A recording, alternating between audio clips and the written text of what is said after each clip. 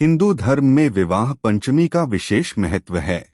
हर साल मार्गशीर्ष माह के शुक्ल पक्ष में पड़ने वाली पंचमी तिथि को विवाह पंचमी मनाई जाती है।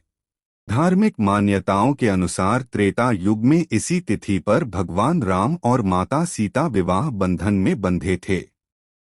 मान्यता है कि इस दिन राम सीता की पूजा, उनके निमित्त पाठ करने वालों का वैवाहिक जीवन कभी परेशानी में नहीं आता। विवाह योग्य अच्छा जीवन साथी मिलता है। वैसे तो यह दिन शादी विवाह जैसे मांगलिक कार्यों के लिए शुभ नहीं माना जाता है, लेकिन इस दिन कुछ उपाय करने से वैवाहिक जीवन में मधुरता आती है।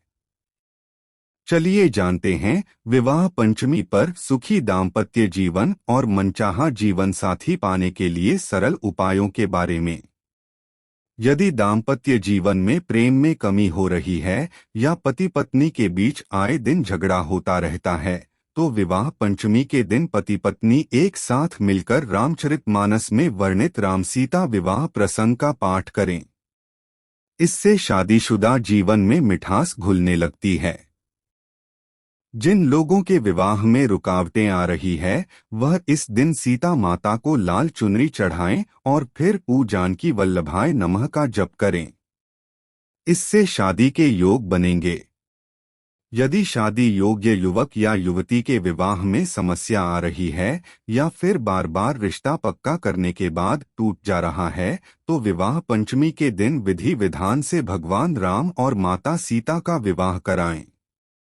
ऐसा करने से कुंडली में विवाह संबंधित दोष समाप्त होता है। विवाह पंचमी के दिन न करें ये काम। भले ही विवाह पंचमी के दिन भगवान राम और माता सीता परिणय सूत्र में बंधे थे, लेकिन इस तिथि पर विवाह करना शुभ नहीं माना जाता। कहते हैं कि इस तिथि पर विवाह के कारण प्रभु राम और माता सीता के जीवन में कई कष्ट और समस्याएं आई थी। इसलिए इस तिथि पर विवाह जैसे मांगलिक कार्य करने से बचना चाहिए। विवाह पंचमी के दिन तामसिक भोजन नहीं करना चाहिए और न ही किसी से अपशब्द बोलने चाहिए। पंचांग के अनुसार मार्गशीर्ष माह के शुक्ल पक्ष की पंचमी तिथि 16 दिसंबर को रात 8 बजे शुरू होगी और इसका समापन 17 दिसंबर को शाम 5:33 पर होगा।